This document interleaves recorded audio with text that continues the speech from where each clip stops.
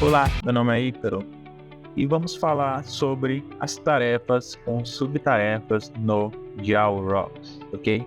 Aqui eu já criei uma tarefa com subtarefa do tipo ordenada, certo?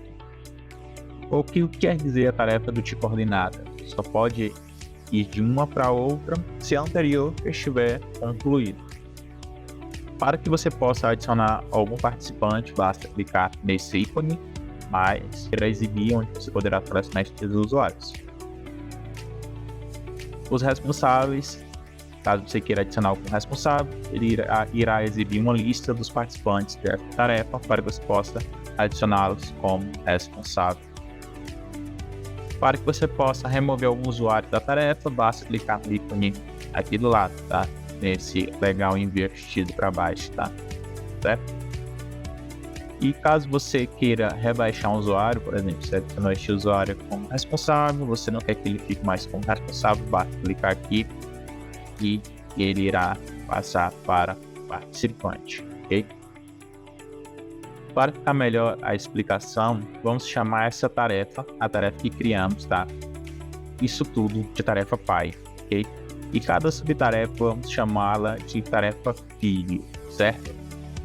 Na tela de tarefas, nós temos aqui o título da tarefa pai, a data de início e o prazo, que é a data de fim dessa tarefa, tá? Onde a data que ela precisa ser finalizada, ou seja, a data que todas as subtarefas precisam estar prontas nesse prazo limite. Para que você possa concluir essa tarefa completa, basta clicar nesse ícone, tá? Nessa bolinha verde. E para concluir qualquer subtarefa, basta clicar na bolinha verde do lado de cada subtarefa. Quando você seleciona uma subtarefa, ela vai ficar visível o nome da subtarefa, né, deste lado, e o prazo que ela deve ser concluída, certo? Quando você conclui uma subtarefa, automaticamente ela ficará riscada e marcada como concluída, e então logo abaixo será exibido a data e hora que ela foi concluída, ok? Bom, no primeiro ícone temos o ícone de início, ele irá automaticamente puxar sempre a primeira subtarefa da lista, ok? Segundo ícone, temos um calendário, tá? O calendário irá exibir todas as subtarefas com a data limite, onde cada uma deve ser concluída, ok? Por exemplo, dia 31, a data limite da primeira subtarefa, ela já está pronta, né? E assim por diante, tá? Aqui tá todas as subtarefas demonstradas para facilitar a visualização de cada subtarefa. Bem, seguindo a ordem dos ícones no menu de tarefas, temos avisos, ok? Somente os usuários responsáveis podem digitar e escrever avisos. Cada aviso com o usuário responsável envia todos os participantes, inclusive usuários responsáveis, né? Todos os usuários participantes e usuários responsáveis irão receber uma notificação de que há um aviso naquela tarefa, ok? Temos então o menu aqui de arquivos, certo? Temos o menu de anotações, temos o menu de entradas, tá? Isso é o registro de todas as entradas que essa tarefa passou por espaços, ok? Não irei entrar em detalhe em espaços no momento. Temos o menu de envio, tá? Você pode estar enviando essa tarefa para outros quadros, tá? O quadro que você desejar ou para algum espaço que você tem disponível já criado. Em seguida, temos o menu de edição da tarefa pai, ok? Você pode estar modificando o título, a data de início, a data de fim, certo? E por padrão, essas três opções vêm desmarcadas, tá?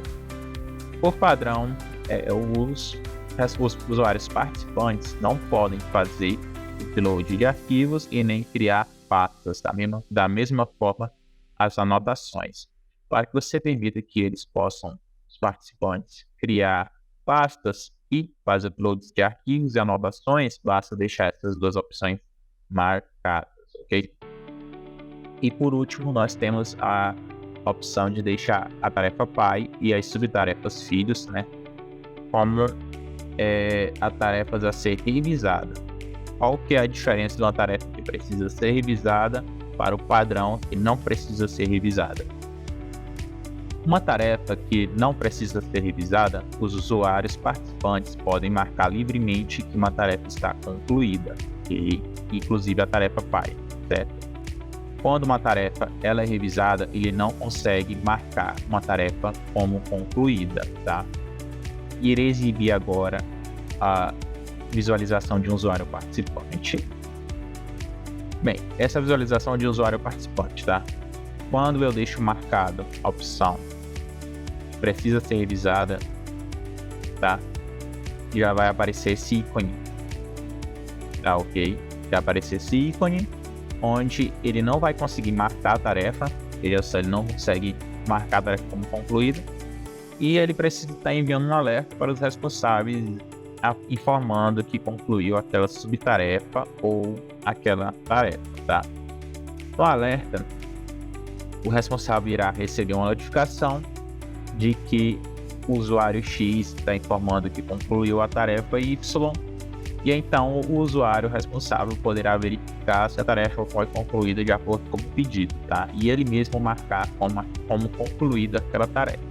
Quando o usuário responsável, quando a tarefa a ser revisada, e o usuário responsável marca como concluído, o sistema irá pegar a data e a hora que o usuário participante enviou o pedido de revisão, tá?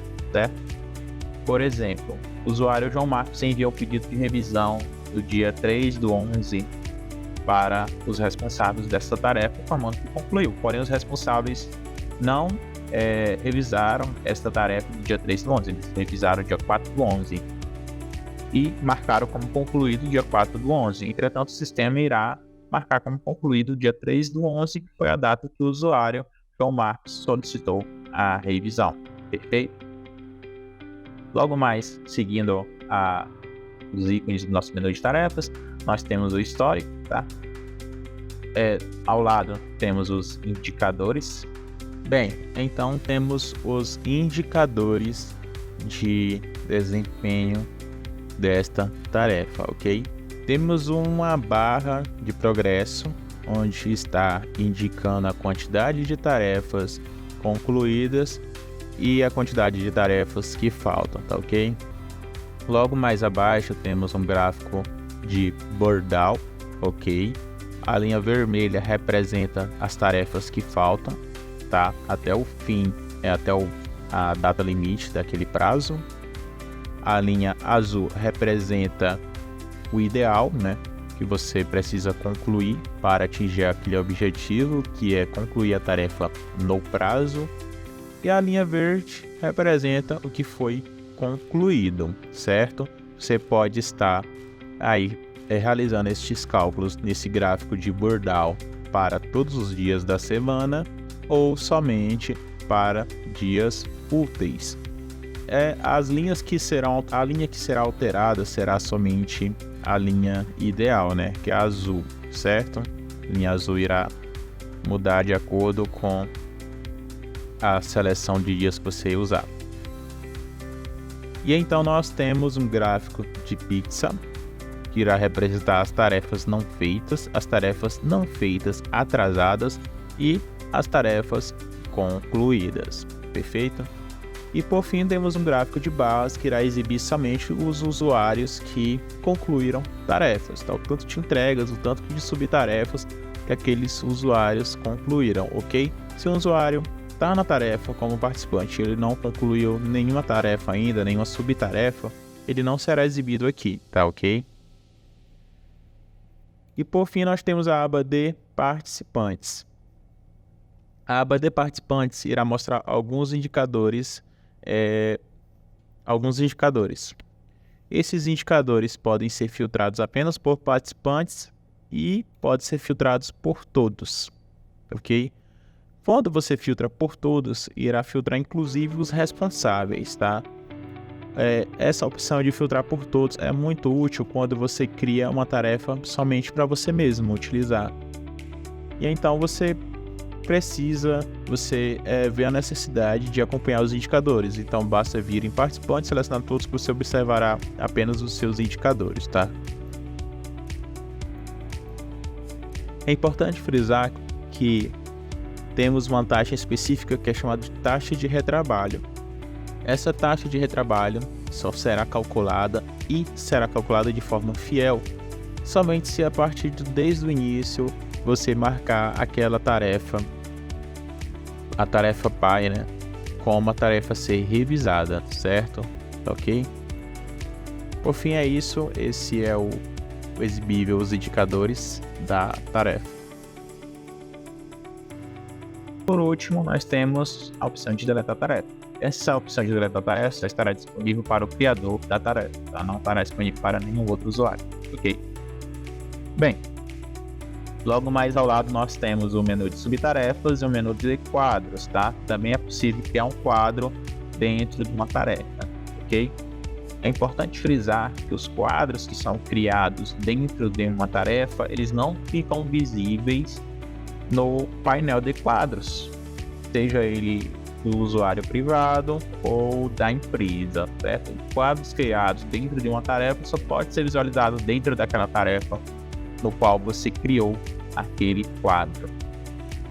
Os participantes responsáveis daquele quadro não são inseridos ou não são interferidos automaticamente pelos responsáveis e participantes daquela tarefa. O que eu quero dizer com isso? Por exemplo, o usuário João Marcos, ele não tem nenhum tipo de benefício administrativo dentro dessa tarefa, porque ele é somente um participante. Entretanto, o responsável que criou este quadro, né, pode estar adicionando o participante João Marcos como responsável do quadro, ou seja, ele terá benefícios administrativos dentro desse quadro, porém não terá benefícios administrativos nesta tarefa. Perfeito? É importante frisar que cada quadro criado tem seus próprios participantes e seus próprios responsáveis. Ou seja, quando você cria um quadro, caso você queira que os participantes, né, participem daquele quadro, possam ter acesso àquele quadro, é necessário você adicioná-los como participante dentro daquele quadro, né?